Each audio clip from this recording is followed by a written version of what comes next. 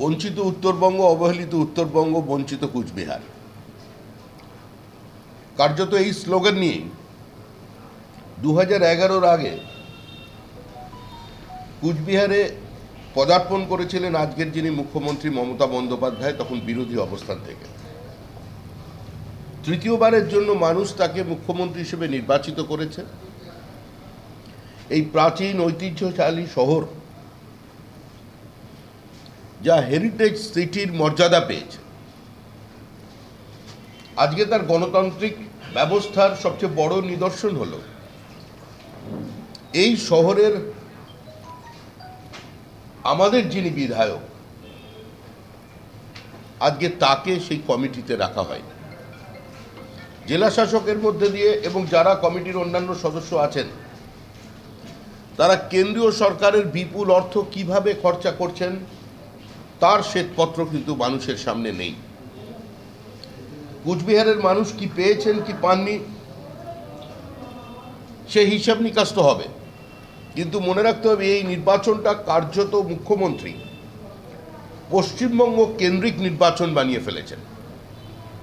আজকেও ফুলবাড়িতে তার যে সভা, এবং গত 1 মাস যাবৎ রাজ্যের মুখ্যমন্ত্রী অসুস্থতা কাটিয়ে যখন আবার আমাদের সামনে এসেছেন, তখন মুখ্যমন্ত্রী এবং তার নির্দেশে তার সমস্ত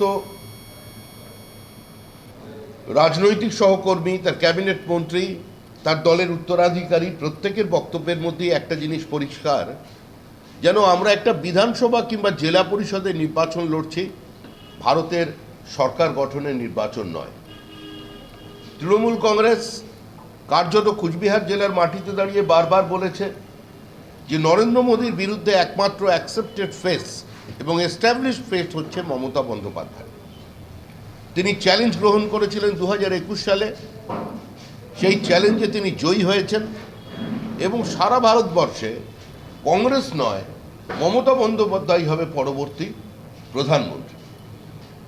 গত 1.5 বছর যাবৎ এই প্রচারের পর আজ যখন কুচবিহারের মানুষ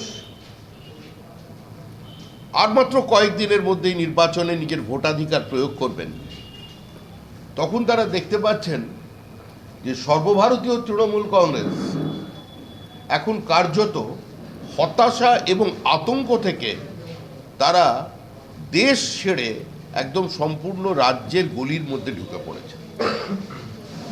কি পেয়েছেন কি পাননি এই হিসাব নিকাশ তো চলবে, কিন্তু কার্যত যে বিভাজনের রাজনীতি তিনি শুরু করেছেন, কোথাও হিন্দু মুসলমানের নামে, কোথাও রাজবংশী কামতাপুরীর নামে, আবার পাহাড়ে গিয়ে সেখানে লেপচা ভুটিয়া গোর্খাদের মধ্যে আলাদা আলাদা জনগোষ্ঠী বিন্যাস তৈরি করে দেওয়া, কমিটি তৈরি করে দেওয়া, কামতাপুরী এবং রাজবংশী দুটো ভাষা পরিষদ তৈরি করে দুজনকে বসিয়ে দেওয়া, কার্যত রাজবংশী অবিভক্ত সমাজকে, তাদের সত্তাকে, তাদের সংস্কৃতিকে আজকে ভেঙে টুকরো করে দিয়ে তারপরে সেখান থেকে নিজেদের বাক্সে কিছু ব্লক ভোট সুরক্ষিত করার যে রাজনীতি চলেছে, আমার মনে হয় কুচবিহার জেলার মতো একজন রাজনীতি সচেতন জেলা, যারা বহু রাজনৈতিক উত্থান পতনকে, বহু স্বাধীনতা সংগ্রামের ইতিহাসকে যারা স্পর্শ করেছেন, তারা এর উত্তর দিতে পারবেন।